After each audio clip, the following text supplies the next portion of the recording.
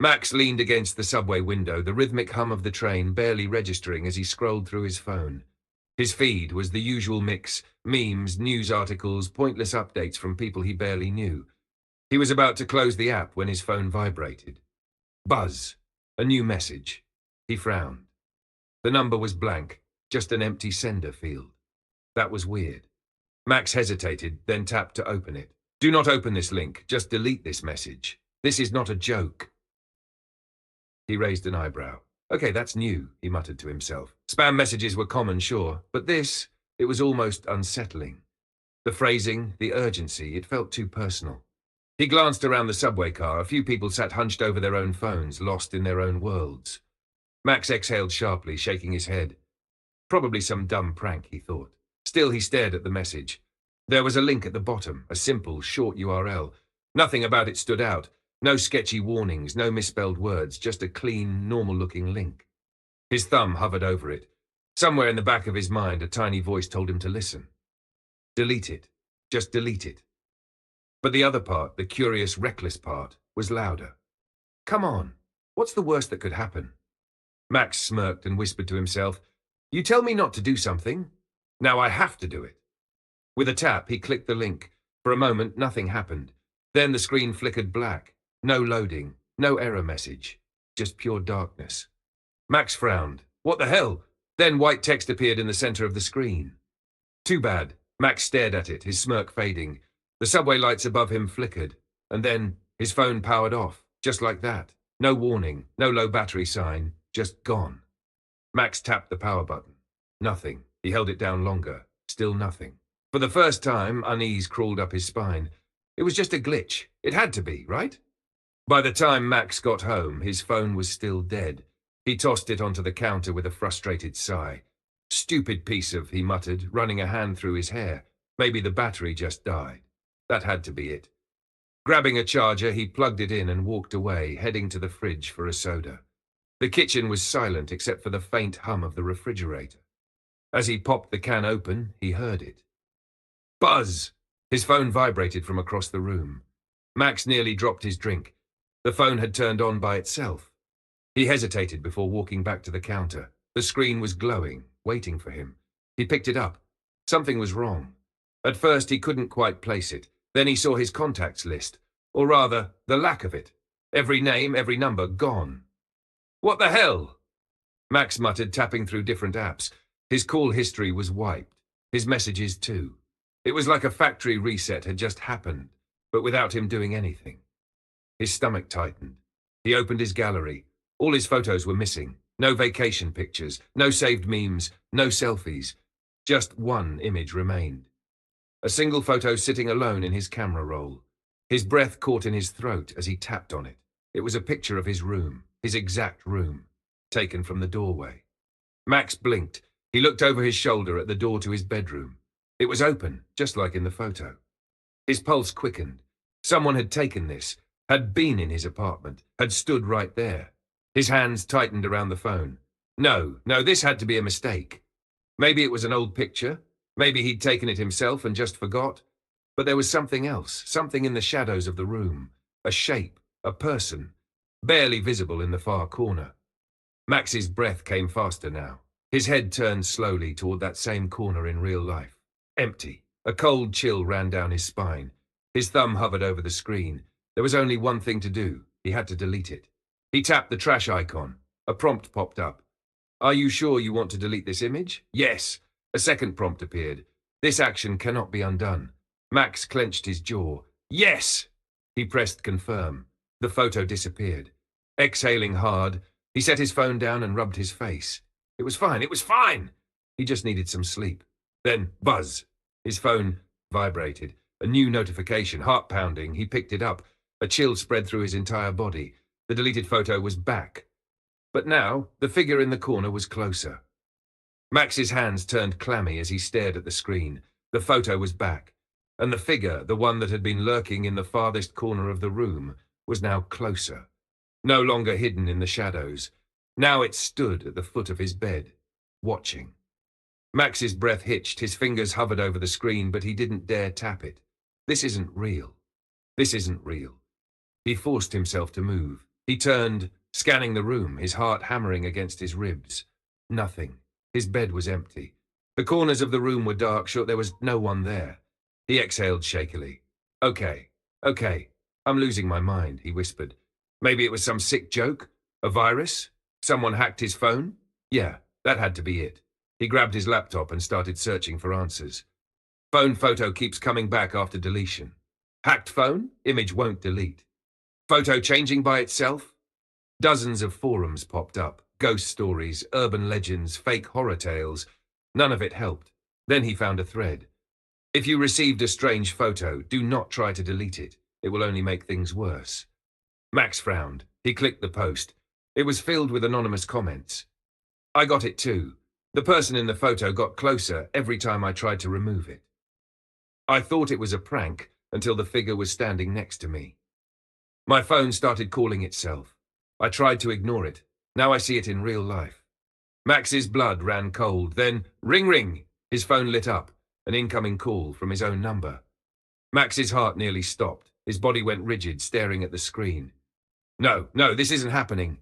The call kept ringing. His finger hovered over decline. Then, against all rational thought, against every instinct screaming at him to stop, he answered. He pressed the phone to his ear. Silence. No static. No breathing. Just nothing. Hello? A long pause. Then a whisper. You gave permission. Max yanked the phone away from his ear and threw it across the room. It hit the floor with a dull thud. His chest rose and fell rapidly. He couldn't breathe. His own voice inside his head was screaming, Get out now! But before he could even move, the phone vibrated again. A new notification. One new video. Max's hands were shaking as he reached for the phone. He swallowed hard. Then slowly he tapped the screen. The video opened. It was dark at first, the camera adjusting. Then the image became clear. Max felt his entire body freeze. It was a recording of his own bedroom, filmed from inside the room. He was in the video, asleep in his bed. And then the door to his room slowly creaked open, and something walked in. Max's fingers tightened around his phone as he watched the video play. His own bedroom, his own sleeping body. The camera angle was strange, like it had been recorded from the inside of his room. But that was impossible. The door in the video creaked open slowly. Max's breath hitched. A figure stepped into the room. Tall, motionless, watching. It didn't move like a normal person. There was no sound of footsteps, no shifting weight. It glided forward, stopping just inches from his bed. Then it leaned down, closer. Max could feel the hair on the back of his neck stand up. The video flickered. The screen glitched, and for a fraction of a second the figure turned its head toward the camera, as if it knew it was being watched. And then the screen cut to black. The video ended. Max's ears were ringing. His body felt frozen, locked in place. He turned his head slowly, so slowly toward his bedroom door. It was closed. But had it been closed before? No, he had left it open. His pulse pounded in his skull. Something was in here. Something had been watching him. And then the sound came, soft, deliberate. Footsteps outside his door. Max's breath hitched, a slow, dragging step, then another. It wasn't fast. It wasn't rushing toward him. It was waiting. Max's mind was racing. This couldn't be real. It was a nightmare, some kind of hallucination. He grabbed his phone with shaky hands and dialed. Tart 911. The call rang once, twice, then click. Silence. Max swallowed hard. Hello? Nothing. Then on the other end of the line, a whisper. You gave permission. Max's stomach twisted. The line went dead.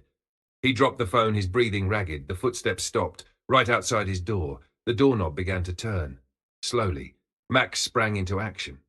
He grabbed the nearest thing, a lamp, clutching it tightly like a weapon. The knob twisted further. The door creaked open. The hallway beyond it was pitch black. Nothing moved. No one was there. But Max felt it. Something was watching. Something was inches away from him.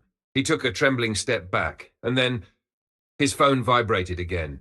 He didn't want to look. He didn't want to see it. But his eyes flicked downward. The screen was glowing.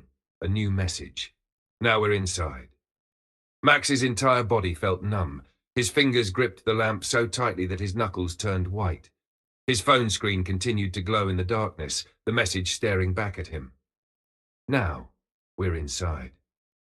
His breath came in short, uneven gasps. The door to his bedroom was now wide open, leading into a pitch-black hallway. He couldn't see anything out there, but he could feel it. Something was there. Watching, waiting. A deep, unnatural silence filled the room. Even the usual hum of the refrigerator in the kitchen was gone. The world around him felt wrong. Then, a single step from the hallway. Max felt his stomach drop. His instincts screamed at him to run, but his feet wouldn't move. The darkness in the hallway seemed to shift, like something was stepping forward, something tall and not quite human. Then a whisper, soft. Close. Too close. You brought us here. Max snapped. No, he growled, his voice shaking but stronger than before. I didn't bring you anywhere. I don't know what the hell you are, but you're not staying here. Silence. Then a low, rasping laugh. Something moved. A shape, barely visible in the darkness, shifting ever so slightly. The lamp in Max's hands shook, but he tightened his grip. You're not real, he said, forcing steel into his voice. He didn't care if his body was trembling. He refused to let this thing win. You're just a stupid message, a virus, a trick. You don't belong here. His phone vibrated. Another message appeared. Then make us leave. Max swallowed. His mind raced. How do you get rid of something that shouldn't exist? And then he remembered the forum. If you receive the message, there's only one way to get rid of it. Pass the link to someone else. No, that wasn't an option. He wasn't going to do that. But there had to be another way. He thought back to how it started. The warning. The message told him not to open the link. That's when everything changed. Maybe it wasn't just a curse. Maybe it was a contract. Permission. You gave permission. That's what the voice had whispered. What if he could take it back? Max tightened his jaw. Slowly, deliberately, he picked up his phone. His hands were still shaking, but his mind was clearer now. He navigated back to the original message, the one that started all of this. It was still there, sitting in his inbox like an open wound. He tapped on it. The screen flickered. A new option appeared. Undo permission? His heart skipped a beat. This was it. His thumb hovered over the words for just a moment. Then he pressed it. The phone screen glitched violently. The light in the room flickered. The air grew heavy, as if something was being pulled away. The darkness in the hallway lurched backward. The presence, whatever it was, began to shrink. The rasping whisper returned, but now it sounded distant. No, Max didn't stop. He pressed the button again. The screen flashed white. For a split second, he thought he saw something, a tall, twisted silhouette, reaching for him, its shape flickering like static. And then, everything went black. Max woke up to the sound of birds outside his window. Sunlight streamed through the blinds. The air was warm and normal. No unnatural silence, no whispers. He sat up, heart pounding. His phone was on his nightstand. Powered off. He hesitated, then reached for it, holding his breath as he pressed the power button. The screen came to life. Everything was normal. His contacts were back. His photos were back. No messages. No video. No sign that anything had ever happened. Max exhaled sharply, running a hand over his face. He had never felt so relieved in his entire life. Then, his phone vibrated. His stomach twisted as he looked at the screen. A message. His breath caught. But this time, it was from a friend. Dude, you okay? You disappeared off the grid for like 2 days. Max let out a weak laugh. He took a deep breath, deleted the old message thread for good, and tossed his phone onto the bed. Yeah, he muttered to himself, stretching his stiff limbs. I'm good. And for the first time in days, he actually believed it.